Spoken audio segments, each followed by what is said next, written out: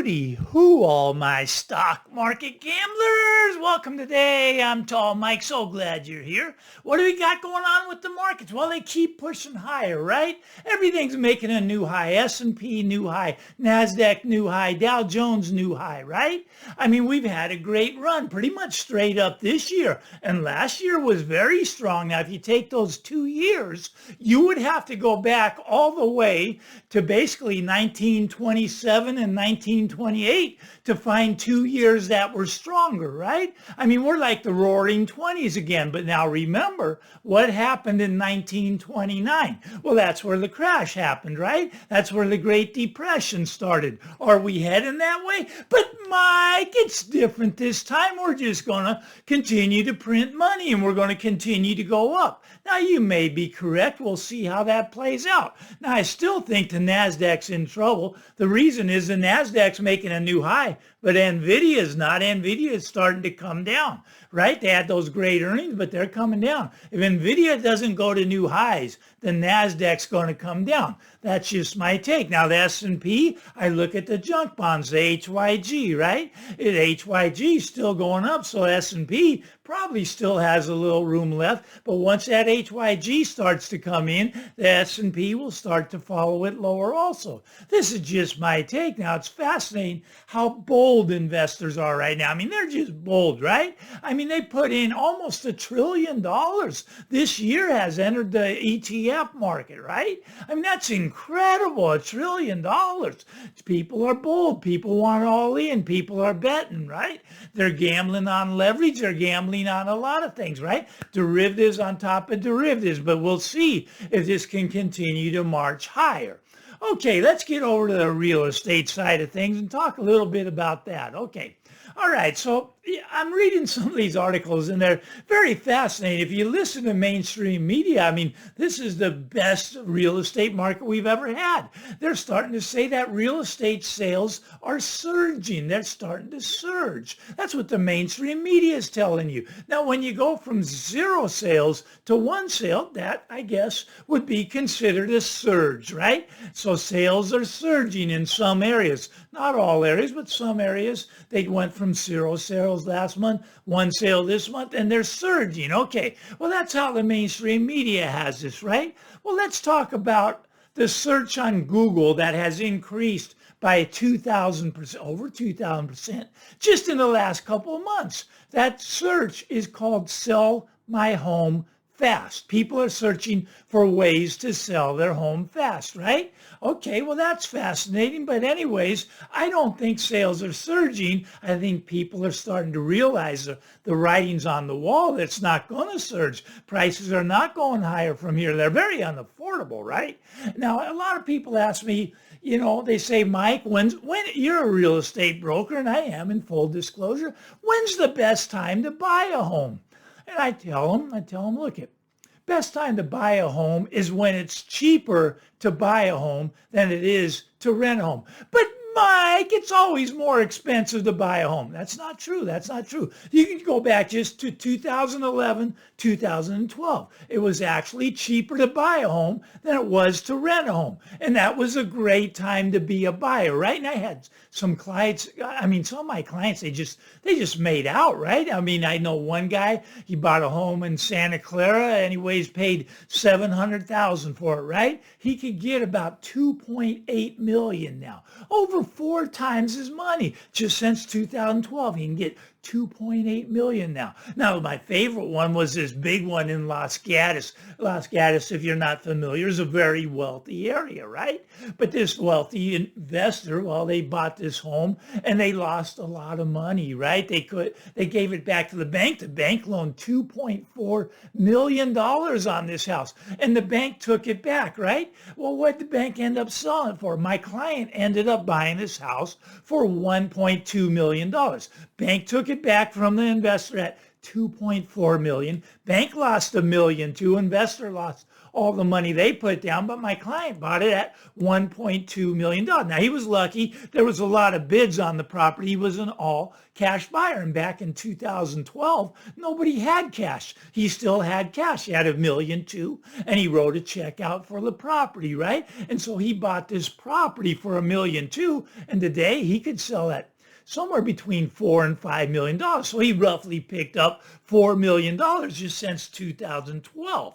So right now, it is not a good time to be buying a home. Do you want to be the one that buys up here at $5 million or the one that buys down here at 1.2? But Mike, it's never going to go back to $1.2 million. That's impossible. That would be going back 12 years. I actually think it's going to go back more than 2012. 2012 is all they've done is print money, right, to blow the bubble up in nominal terms. Now, recently in real terms, your house has been getting crushed, right? But in nominal terms, they keep them up. They keep them up here. But could we go back just to 2012? Yes, that's actually possible, right? Everybody would have to admit it's possible. Even if it's just 1% chance, it's possible. We go into a Great Depression like we did in 1929. That'll go back to 2012 and farther, right? So do you want to be the buyer at $5 million or do you want to be the buyer at $1 million? I'd much rather be the buyer at $1 million, and I do think they're going to start to head back that direction. But the best time to buy a home is when it's cheaper to buy than it is to rent, like 2011, 2012. That was cheaper to buy than it is to rent. Right now, it costs more to buy a house than it does to rent a house. How much more? About 42% more. 42% more is your payment to buy the equivalent home, right? And that's at a record high. Normal is about 16% more, right? Okay, so 16% more is normal. So you always revert back to the mean, which would be reverting back to normal. So you always revert back to normal. So it's not going to stay at this 42% level. It's going to come down to 16%. Now, a lot of times you overshoot to the downside. And when it gets cheaper to buy a home than it is to rent a home, that's the best time to go out and purchase a property, right? And you can do really well. I do think we'll see those times again. And if we head to that Great Depression, which is a possibility, right? I say we're already in a recession. They're going to revamp the numbers and they're going to come out and tell you the recession started in October, and they'll figure this out around, I don't know, March, April, somewhere in that time frame. Maybe when the Donald gets in, they will start to give us, well, they'll go back and correct all the fake numbers that we've been receiving. The numbers we're getting, they're not real. They kind of make these up. They pull them out of a hat. Look, they do that so that it could make everybody feel better. But people can feel the recession. You don't have to tell them. Now, if you have a lot of assets, it's a great time, right? Because we're in that. Also, not only are we in a recession, we're in an inflationary period. An inflationary period where we're still inflating about 8%. Now, they'll tell you it's down at 3%, and I'll tell you those numbers are pulled out of a hat. We're up around 8 to 10% inflation still, and that's why people with assets are doing really well, right? I mean, if you own a lot of stocks, a lot of gold, even Bitcoin, look at Bitcoin up there at 90,000, right? Okay, so, I mean, that's inflated. That's inflated. You got money to pay your bills. But if you're like 70% of the population that works and they're living paycheck to paycheck to paycheck without any assets invested, well, they're in a recession, if not a depression already. But we could hit that depression number. We did it in 1929 when we had the great year in 27. Great year in 28 was the roaring 20s, right? Let me think. Oh, we're back in the 20s again. We're having another version of the roaring 20s. How are we doing it? We're doing it so far in the 20s. What do we print? 20, 30 trillion, right? I mean, we're having a good time. Everybody, the money's still flowing. There's a lot of money out there. But if you're poor, I would be saving in real money. I'd be getting some of that silver, putting it away. And I still say that at the end, when this is all said and done, take you about 500 ounces of silver to go and get the average price home. That's my take. That's what I see coming, right? This is just my take, but it's fascinating to me what's going on in the markets, right? I mean, look at people are gambling is the best way to describe it. And I bless that. I love gambling, right? I mean, hey, you got $100, you got nothing to lose. You take a shot, right? You take a shot. You don't want something that's going to go up to 10%. I mean, that would be $110 you'd have at the end of the year. You want something that's going to double and triple. And that's why people, they play the Bitcoin, which is a gambling asset. A lot of people call it digital gold. It's not. It's never been money. Gold's been money. It's not a store of wealth. Gold's a store of wealth. It's a great gambling asset. I believe that. I believe that Bitcoin is a great asset to gamble in, right? It moves 80% up, 80% down, and do it in 1 year, do it in 1 month, maybe even 1 day, right? But I was listening to this podcast, how we get a crack up out of this. But anyways, Bitcoin, it's the new oil, right? It's the new oil. Bitcoin, it's stored energy, and I guess you can put it in your car and make your car run.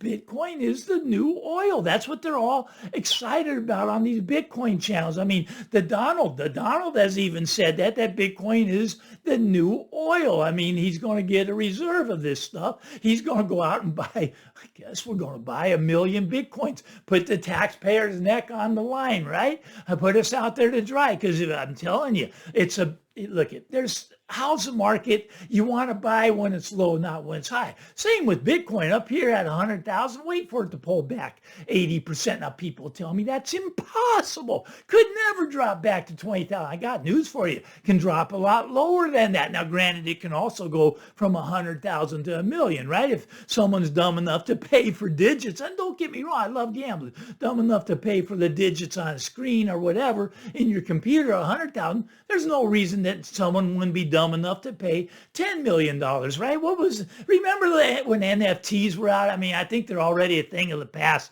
One of my friends bought one of Steph Curry eating, I think he was eating Wheaties or some cereal, right? And he was telling me, paid like $100 for this thing, telling me it's going to go up to $1,000, and I better hurry up and get them, because NFTs, they're unique, right? I mean, they can only have one of them, except they were selling like 60,000 of these Steph Curry ones, but I guess he held the spoon in each different direction. And to have that exact one, yes, there's only one of them, right? It's like Bitcoin. There's only 21 million of them. Can you tell me which Bitcoin you own? No, you can't, because you don't know, right? You don't know. And right now, it's really going to get interesting in Bitcoin. Buckle up, hold on to your seat, because here's what's happening. Here's what's happening. Let me just go over this real quick. All right, so you got the Bitcoin. Now you got the ETFs. But the ETFs have now started option trading, right? Option trading. So you can trade options on the ETFs, which makes it incredibly easy to short Bitcoin. Now, here's the thing. Okay, some of these ETFs, they're betting against you. They don't actually have to own the Bitcoin. Isn't that weird, right? You're buying the ETF thinking you're buying Bitcoin, but they don't have the Bitcoin. It's like gold and silver do the same thing with the SLV, the GLD. Even if they have the gold and silver, they can pledge it somewhere else, right? Even if they have your Bitcoin, they can pledge that somewhere else. So when the merry-go-round's going to stop at some point, you're not going to get your Bitcoin. You're not going to get your gold, your silver. Don't buy paper Bitcoin. I wouldn't buy, I gamble in paper Bitcoin. Bitcoin, my opinion, Bitcoin's worth its weight in gold. How much does a Bitcoin weigh? I don't know.